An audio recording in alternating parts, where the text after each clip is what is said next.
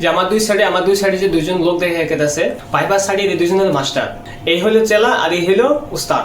আর bypass আইডিটা কি এটা আপনার আজকের ভিডিওতে এই বাইপাস আইডি অ্যাপসকে এক্সপ্লেন করবো। এটা হলো আধার কার্ড। আর এই আধার কার্ড নিয়ে কিছু বর্তমানে এরকম স্ক্যাম চলতেছে, যেগুলো স্ক্যামের কথা আপনার শোনার পরে আপনার পায়ের রক্ত মাথায় উঠে যাবো, এরকম কিছু স্ক্যাম চলছে। দেখেন আধার কার্ড কিন্তু ব্যাংকের অ্যাকাউন্টের সাথে লিঙ্ক, আপনার যত কাগজপাতি যতগুলো আছে সবার সাথে কিন্তু আধার কার্ড লিঙ্ক। আধার কার্ড ছাড়া কিন্তু বর্তমানে কিচ্ছু হয় না। আর আপনার আধার কার্ডের স্ক্যামটা এরকম এত বড় বড় স্ক্যাম চলতেছে যে আপনার ব্যাংকে যত টাকা পয়সা আপনি জমা করেন, আধার কার্ডের যেহেতু লিঙ্ক আছে, এই আধার কার্ডের থ্রুতে কিন্তু আপনার ব্যাংকের টাকা পয়সা কিন্তু সব হারিয়ে যাবে।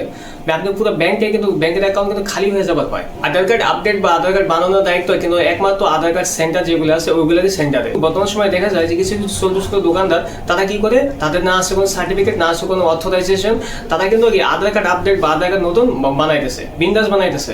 কিন্তু এগুলা কিন্তু একটা ক্রাইম।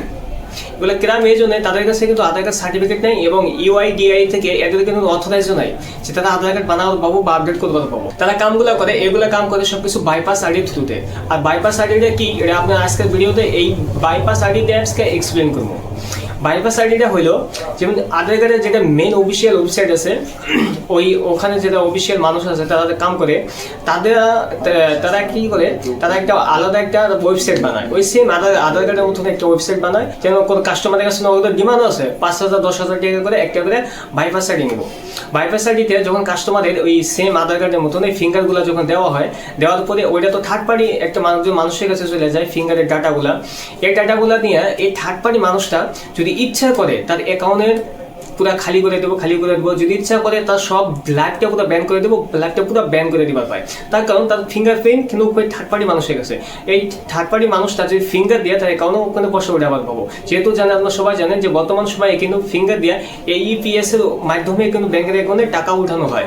তো ফিঙ্গারের ডাটাগুলো যদি এখন থার্ড পার্টি মানুষের কাছে চলে যায়, তাহলে তো সেও তো ওটা ইউজ করতে পারবো। তারপর যখন থার্ড পার্টি মানুষের কাছে চলে যায় ডাটা, ওখানে কোনো ডাটাগুলো নিয়ে ওই আধারের যেটা মেন অফিসিয়াল ওয়েবসাইট, ওই ওয়েবসাইটে ওরা তারা ওখানে এন্টার করার পরে এই আপনার যেটা আর কি আপডেট বা নতুন আধার বানানো লাগে, তখন এই আধার কার্ডটা জেনারেট হয়। এইভাবে আপনার বাইপাস আইডিতে কাম করে। যে আমার দুই সাইডে যে দুইজন লোক দেখা গেছে বাইপাস আইডিতে দুইজন হলো মাস্টার, এই হলো চেলা আর এই হলো উস্তাদ।